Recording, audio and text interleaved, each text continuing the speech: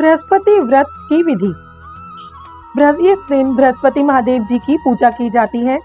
सुबह में उठकर स्नान करें। स्नान करने के बाद पीले वस्त्र पहने और हो सके तो पीले फूलों को भी धारण करें। इस दिन पीले रंग का फूल, चने की दाल, पीले कपड़े तथा पीले चंदन से पूजा करनी चाहिए। पूजा के बाद कथा सुननी चाहिए। इस व्रत को करने से बृहस्पति देव जी बहुत प्रसन्न होते हैं और धन और विद्या का लाभ भी देते हैं। स्त्रियों को यह व्रत अवश्य करना चाहिए। इस व्रत में केले का पूजन होता है। जो स्त्रियां या पुरुष इस व्रत को रखते हैं उन्हें दिन में एक ही समय भोजन करना चाहिए और भोजन में भी चने की दाल का होना जरूरी होता है। नमक नहीं खाना चाहिए। हम जो भी भोजन करते हैं वह पीले रंग का होना चाहिए। बृहस्पति व्रत कथा। प्राचीन समय की बात है। भारत में एक राजा राज्य करता था। वह बड़ा प्रतापी तथा दानी था। वह नित्य प्रति मंदिर में भगवान दर्शन के लिए जाता था। वह ब्राह्मण और गुरु की सेवा किया करता था। उसके द्वार से कोई भी याचक निराश होकर कभी नहीं लौटता था। वह प्रत्येक गुरुवार को व्रत रखता एवं पूजन करता था। हर दिन गरीबों की सहायता करता था। परंतु यह सब बातें उसकी रानी को बिल्कुल भी अच्छी नहीं लगती थी। वह ना तो व्रत करती थी, ना किसी को एक भी पैसा दान में देती थी। वह राजा से भी ऐसा करने को मना किया करती थी। एक समय की बात है कि राजा शिकार खेलने वन में चले गए। घर पर रानी और दासी थी। उस समय गुरु बृहस्पति साधु का रूप धारण कर राजा के दरवाजे पर भिक्षा मांगने आए। साधु ने रानी से भिक्षा मांगी तो वह कहने लगी, हे साधु महाराज, मैं इस दान और पुण्य से तंग आ गई हूँ। इस कार्य के लिए तो मेरे पतिदेव भी बहुत हैं। अब आप ऐसी कृपा करें कि सारा धन नष्ट हो जाए ताकि मैं आराम से रह सकूं। साधु रूपी बृहस्पति जीव ने कहा, हे देवी, तुम बड़ी विचित्र हो। संतान और धन से कोई दुखी नहीं होता है। इसको तो सभी चाहते हैं। पापी भी पुत्र और धन की इच्छा करता है। अगर तुम्हारे पास धन अधिक है तो भूखे मनुष्य को भोजन कराओ, प्याऊ लगवाओ, ब्राह्मणों को दान दो, धर्मशालाएं बनवाओ, कुआं, तालाब, बावड़ी, बाग, बगीचे आदि का निर्माण कराओ तथा निर्धनों की कुंवारी कन्याओं का विवाह कराओ, साथ ही यज्ञ आदि करो। इस प्रकार के कर्मों से आपके कुल का और आपका नाम परलोक में भी सार्थक होगा एवं तुम्हें भी स्वर्ग की प्राप्ति होगी। परंतु रानी साधु की इन बातों से खुश नहीं हुई। उसने कहा, हे साधु महाराज, मुझे ऐसे धन की आवश्यकता नहीं है जिसको मैं अन्य लोगों को दान देती फिरूं तथा जिसको रखने और संभालने में भी मेरा सारा समय नष्ट हो जाए। तब साधु ने कहा, हे देवी, यदि तुम्हारी ऐसी ही इच्छा है तो जैसा मैं तुम्हें बताता हूँ तुम वैसा ही करना। बृहस्पति के दिन घर आंगन को गोबर से लीपना, अपने केशों को पीली मिट्टी से धोना, केशों को धोते समय स्नान करना, राजा से कहना कि वह हजामत करवाए, भोजन में मांस मदिरा खाना, कपड़े धोबी के यहाँ धुलने देना। इस प्रकार 7 बृहस्पतिवार करने से तुम्हारा सारा धन नष्ट हो जाएगा। यह कहकर साधु महाराज बृहस्पति देव अंतर्ध्यान हो गए। रानी ने साधु के कहने के अनुसार 7 बृहस्पतिवार तक वैसा ही करने का विचार किया। साधु के बताए अनुसार कार्य करते हुए केवल 3 बृहस्पतिवार ही बीते थे कि उसकी संपत्ति, धन संपत्ति सब कुछ नष्ट हो गई। भोजन के लिए दोनों समय परिवार तरसने लगा तथा सांसारिक भोगों से दुखी रहने लगा। तब राजा रानी से कहने लगा कि हे रानी, तुम यहाँ रहो, मैं दूसरे देश को जाता हूँ, क्योंकि यहाँ पर मुझे सभी मनुष्य जानते हैं, इसीलिए मैं यहाँ पर कोई काम नहीं कर सकता। मैं अब परदेश जा रहा हूँ, वहाँ कोई काम धंधा करूँगा, शायद हमारे भाग्य बदल जाए। ऐसा कहकर राजा परदेश चला गया। वह वहाँ जंगल में लकड़ी काट कर लाता और शहर में बेचता। इस तरह जीवन व्यतीत करने लगा। इधर राजा के बिना रानी और दासियां बहुत दुखी रहने लगी। किसी दिन भोजन मिलता और किसी दिन जल पीकर ही रह जाती। एक समय रानी और दासियों को 7 दिन बिना भोजन के व्यतीत करने पड़े। तो रानी ने अपनी दासी से कहा, हे दासी, यहाँ पास ही नगर में मेरी बहन रहती है, वह बड़ी धनवान है, तो उसके पास जा और वहां से 5 सेर बेजर मांग कर ले आ, जिससे कुछ समय के लिए गुजारा हो जाएगा। दासी रानी की बहन के पास गई। रानी की बहन उस समय पूजा कर रही थी। बृहस्पतिवार का दिन था। दासी ने रानी की बहन से कहा, हे रानी, मुझे आपकी बहन ने भेजा है, मुझे 5 सेर बेजर दे दो। दासी ने यह कहा अनेक बार कही, परंतु रानी की बहन ने कोई उत्तर नहीं दिया, क्योंकि वह उस समय बृहस्पतिवार की कथा सुन रही थी। जब दासी को रानी की बहन ने कोई उत्तर नहीं दिया तो वह बहुत दुखी हुई। उसे क्रोध भी आया। वह लौटकर रानी से बोली, हे रानी, तुम्हारी बहन बहुत ही घमंडी है। वह छोटे लोगों से बात भी नहीं करती। मैंने उससे कहा तो उसने कोई उत्तर नहीं दिया। मैं वापस चली आई। रानी बोली, हे दासी, इसमें उसका कोई दोष नहीं है। जब बुरे दिन आते हैं तब कोई सहारा नहीं देता। अच्छे बुरे का पता विपत्ति में ही लगता है। जो ईश्वर की इच्छा होगी वही होगा। यह सब हमारे भाग्य का दोष है। उधर रानी की बहन ने सोचा कि मेरी बहन की दासी आई थी, परंतु मैं उससे नहीं बोली। इससे वह बहुत दुखी हुई होगी। अतः कथाएं सुन और विष्णु भगवान का पूजन समाप्त कर वह अपनी बहन के घर आई और कहने लगी, हे बहन, मैं बृहस्पतिवार का व्रत कर रही थी। तुम्हारी दासी हमारे घर गई थी, परंतु जब तक कथा होती है तब तक हम लोग न उठते हैं और न बोलते हैं, इसीलिए मैं नहीं बोली। कहो दासी क्यों गई थी? रानी बोली, बहन, हमारे घर अनाज नहीं था। मैंने वैसे तुमसे कोई बात छुपी नहीं है, इस कारण मैंने दासी को तुम्हारे पास 5 सेर बेजर लेने के लिए भेजा था। रानी की बहन बोली, बहन देखो, बृहस्पति भगवान सबकी मनोकामना पूर्ण करते हैं। देखो, शायद तुम्हारे घर में भी अनाज रखा हो। यह सुनकर दासी घर के अंदर गई तो वहां उसे एक घड़ा बेजर का भरा मिल गया। उसे बड़ी हैरानी हुई, क्योंकि उसने एक एक बर्तन देख लिया था। उसने बाहर आकर रानी को बताया। दासी अपनी रानी से कहने लगी, हे रानी देखो, वैसे हमको जब अन्न नहीं मिलता तो हम रोज ही व्रत रखते हैं। अगर इनसे इस व्रत की विधि और कथा पूछ ली जाए तो उसे हम भी कर लिया करेंगे। दासी के कहने पर रानी ने अपनी बहन से बृहस्पतिवार व्रत के बारे में पूछा। उसकी बहन ने बताया, हे रानी बहन, बृहस्पतिवार को सूर्योदय से पूर्व उठकर स्नान करके बृहस्पतिवार का व्रत करना चाहिए, लेकिन उस दिन सिर नहीं धोना चाहिए। बृहस्पतिवार के व्रत में चने की दाल और मुनक्कों से विष्णु भगवान का केले के वृक्ष की जड़ से पूजन करें तथा दीपक जलाएं। उस दिन एक ही समय भोजन करें। भोजन पीले खाद्य पदार्थ का करें तथा कथा सुने। इस प्रकार करने से गुरु भगवान प्रसन्न होते हैं, अन्न पुत्र धन देते हैं। इस तरह व्रत और पूजन की विधि बतलाकर रानी की बहन अपने घर लौट गई। रानी और दासी दोनों ने निश्चय किया कि वे बृहस्पति देव भगवान का पूजन जरूर करेंगी। 7 दिन बाद जब बृहस्पतिवार आया तो उन्होंने व्रत रखा। गुड़साल में जाकर चना और गुड़ बीन लाई तथा उसकी दाल से केले की जड़ में विष्णु भगवान का पूजन किया। अब भोजन कहाँ से आए? दोनों बड़ी दुखी हुई, परंतु उन्होंने व्रत किया था, इस कारण बृहस्पति देव प्रसन्न हो गए। वे एक साधारण व्यक्ति के रूप में 2 थालों में सुंदर पीला भोजन लेकर आए और दासी को देकर बोले, हे दासी, यह भोजन तुम्हारे और रानी के लिए है, तुम दोनों करना। दासी भोजन पाकर बड़ी प्रसन्न हुई और रानी से बोली, रानी जी, भोजन कर लो। रानी को भोजन आने के बारे में कुछ पता नहीं था, इसीलिए वह दासी से बोली, जा तू ही भोजन कर, क्योंकि तू हमारी व्यर्थ में हंसी उड़ाती है। दासी बोली, एक व्यक्ति अभी भोजन दे गया है। रानी कहने लगी, वह भोजन तेरे ही लिए दे गया होगा, तू ही भोजन कर। दासी ने कहा, वह व्यक्ति हम दोनों के लिए 2 थालों में भोजन देकर गया है, इसीलिए मैं और आप दोनों ही साथ साथ भोजन करेंगी।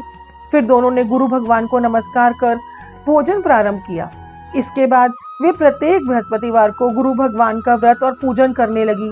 बृहस्पति भगवान की कृपा से उनके पास धन हो गया, परंतु रानी फिर पहले की तरह से आलस्य करने लगी। तब दासी बोली, देखो रानी, तुम पहले भी इस प्रकार आलस्य करती थी। तुम्हें धन के रखने में कष्ट होता था, इस कारण सभी धन नष्ट हो गया। अब गुरु भगवान की कृपा से फिर से धन मिला है, तो तुम्हें आलस छोड़ना चाहिए। बड़ी मुसीबतों के बाद हमने यह धन पाया है, इसीलिए हमें दान पुण्य करना चाहिए। तुम भूखे मनुष्यों को भोजन कराओ, प्याऊ लगवाओ, ब्राह्मणों को दान दो, कुआं, तालाब, बावड़ी आदि का निर्माण करवाओ, मंदिर, पाठशाला बनवाकर दान दो, कुंवारी कन्याओं का विवाह करवाओ, धन को शुभ कार्यों में खर्च करो, जिससे तुम्हारे कुल का यश बढ़े तथा स्वर्ग प्राप्त हो और पितृ प्रसन्न हो। दासी की बात मानकर रानी ने इसी प्रकार से कर्म करने प्रारंभ किए, जिससे उसका काफी यश फैलने लगा। एक दिन रानी और दासी आपस में विचार करने लगी कि ना जाने राजा किस दशा में होंगे, उनकी कोई खोज खबर भी नहीं है। गुरु भगवान से उन्होंने प्रार्थना की और भगवान ने रात्रि में राजा को स्वप्न में कहा, हे राजा उठ, तेरी रानी तुझको याद करती है, अब अपने देश को लौट जा। राजा प्रातःकाल उठकर जंगल से लकड़ियां काटकर लाने के लिए जंगल की ओर चल पड़ा। जंगल से गुजरते हुए वह सोचने लगा, रानी की गलती से कितने दुख भोगने पड़े। राजपाट छोड़कर उसे जंगल में आकर रहना पड़ा। जंगल से लकड़ियां काटकर उन्हें बेचकर गुजारा करना पड़ा।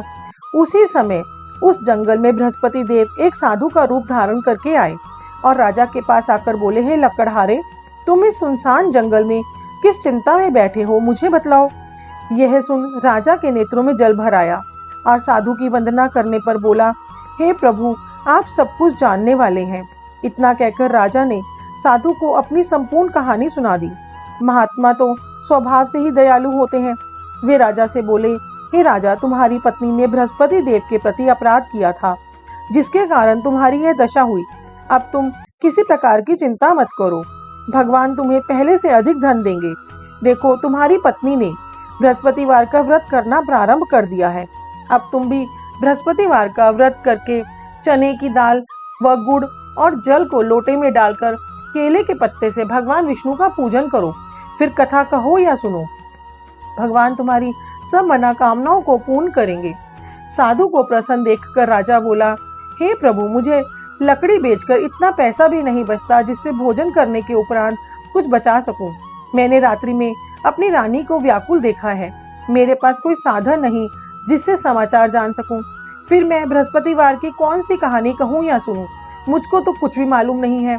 साधु ने कहा, हे राजा, तुम किसी बात की चिंता मत करो। बृहस्पतिवार के दिन तुम रोजाना की तरह लकड़ियां लेकर शहर में जाओ। तुम्हें रोज से 2 गुना धन प्राप्त होगा, जिससे तुम भली भांति भोजन कर लोगे तथा बृहस्पति देव की पूजा का सामान भी आ जाएगा। और बृहस्पति देव की कथा मैं तुम्हें सुनाता हूँ, सुनो। प्राचीन काल में एक बहुत ही निर्धन ब्राह्मण था। उसके कोई संतान नहीं थी। वह नित्य पूजा पाठ करता, परंतु उसकी स्त्री बहुत मलिनता के साथ रहती थी। वह ना स्नान करती, न किसी देवता का पूजन करती। प्रातःकाल उठते ही सर्वप्रथम भोजन करती, बाद में कोई अन्य कार्य करती। ब्राह्मण देवता बहुत दुखी रहते थे। पत्नी को बहुत समझाते, किंतु उसका कोई परिणाम न निकलता। भगवान की अनुकंपा से एक समय उस ब्राह्मण की पत्नी गर्भवती हुई और 10वें महीने एक सुंदर कन्या को जन्म दिया। निर्धन ब्राह्मण कन्या के जन्म से बहुत दुखी हुआ। धीरे धीरे ब्राह्मण की कन्या बड़ी होने लगी। बचपन से ही उस कन्या की रुचि भगवान विष्णु की पूजा में थी। वह प्रातः उठते ही स्नान आदि करके भगवान विष्णु की पूजा करने मंदिर में जाती थी। बृहस्पतिवार को व्रत करके विधिवत पूजा पाठ करती थी। पूजा पाठ के बाद वह पढ़ने के लिए पाठशाला में जाती थी।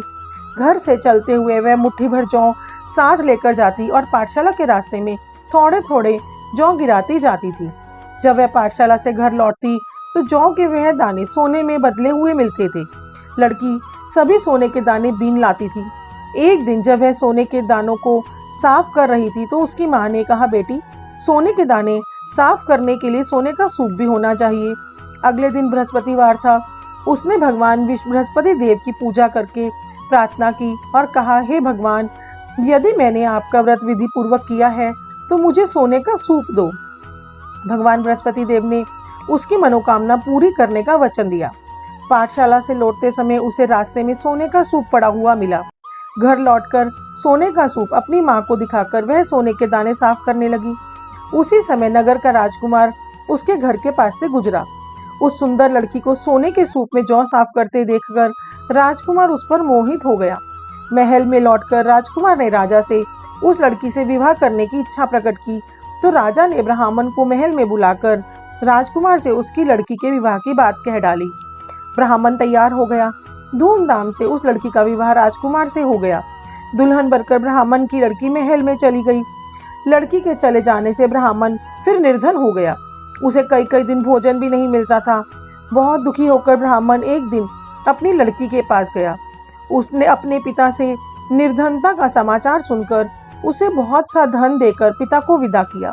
उस धन से ब्राह्मण के कुछ दिन तो आराम से गुजर गए, लेकिन जल्दी ही फिर भूखे मरने की हालत हो गई।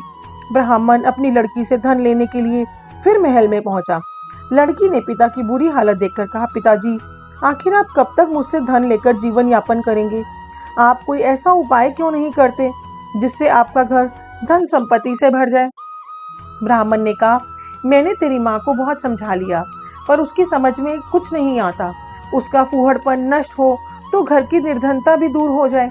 तब कुछ सोचकर लड़की ने पिता से कहा, पिताजी आप कुछ दिनों के लिए माँ को मेरे पास छोड़ जाओ। तब कुछ सोचकर ब्राह्मण पत्नी को लड़की के पास महल में छोड़ गया। लड़की ने अपनी माँ से कहा, माँ तुम प्रातः उठकर स्नान आदि करके भगवान बृहस्पति देव विष्णु जी की पूजा अवश्य करना। पूजा करने से तुम्हारी निर्धनता अवश्य दूर हो जाएगी।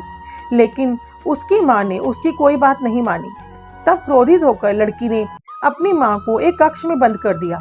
सूर्योदय के समय माँ को उठाकर जबरदस्ती उसे स्नान करवाया और फिर मंदिर में ले जाकर भगवान बृहस्पति देव की पूजा कराई। कुछ दिनों तक ऐसा करने से माँ की बुद्धि में परिवर्तन हुआ और वह स्वयं बृहस्पतिवार का व्रत रखने लगी।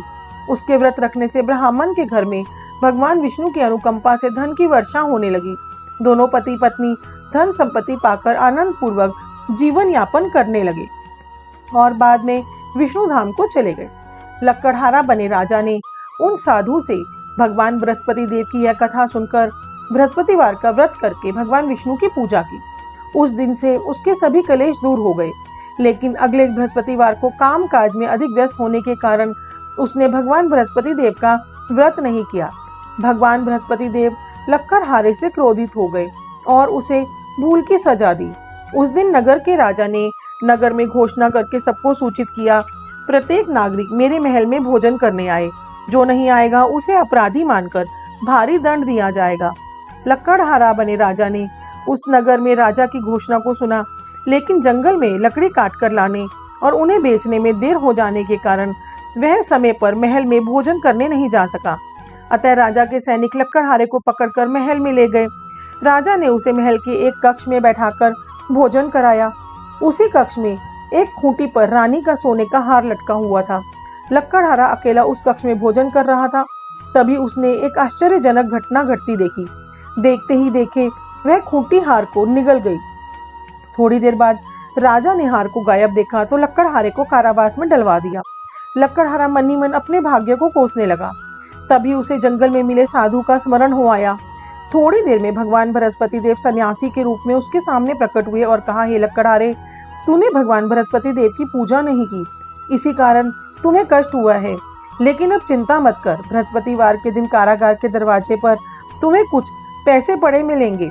उन पैसों से भगवान बृहस्पति देव का व्रत करके उनकी पूजा करोगे तो तुम्हारे सब दुख नष्ट हो जाएंगे।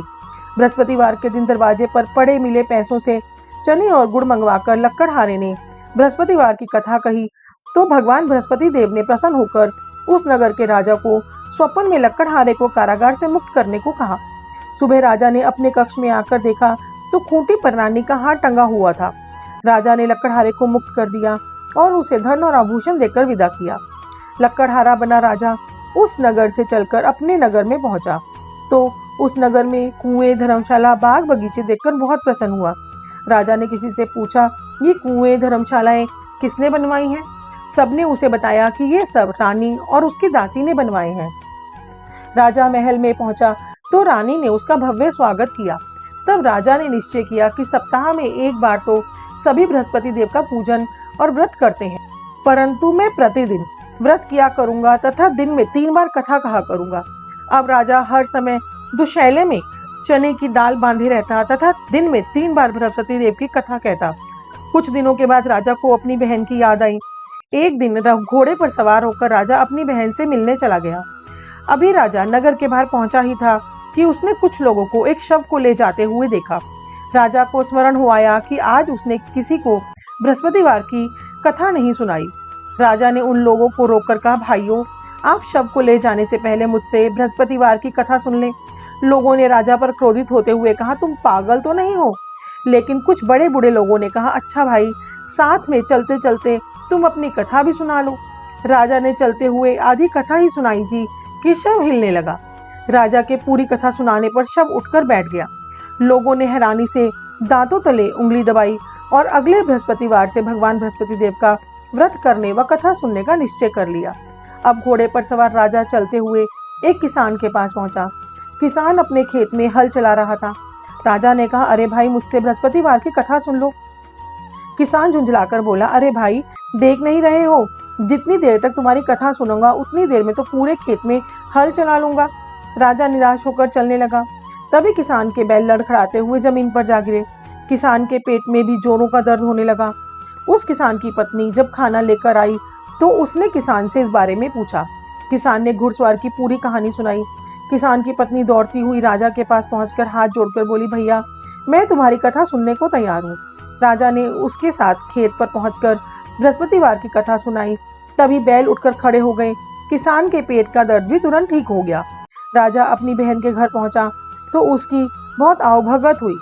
अगले दिन सुबह उठकर राजा ने देखा घर के सभी लोग भोजन कर रहे हैं। किसी भूखे को बृहस्पतिवार की कथा सुनाए बिना राजा भोजन नहीं करता था। उसने बहन से कहा, बहन क्या घर में कोई ऐसा व्यक्ति है जिसने अभी तक भोजन ना किया हो? उसकी बहन बोली, भैया हमारे घर में तो क्या आपको पूरे नगर में कोई ऐसा व्यक्ति नहीं मिलेगा जिसने सुबह सुबह भोजन ना किया हो। तब राजा ने बहन से के घर से निकलकर उस नगर में बिना भोजन किए व्यक्ति की तलाश की। एक गडरिये के घर में उसका बेटा बीमार होने के कारण भूखा रह गया था। राजा ने उसको जाकर बृहस्पतिवार की कथा सुनाई। कथा सुनते ही गडरिये का बीमार बेटा बिल्कुल ठीक हो गया। सबने राजा की बहुत प्रशंसा की।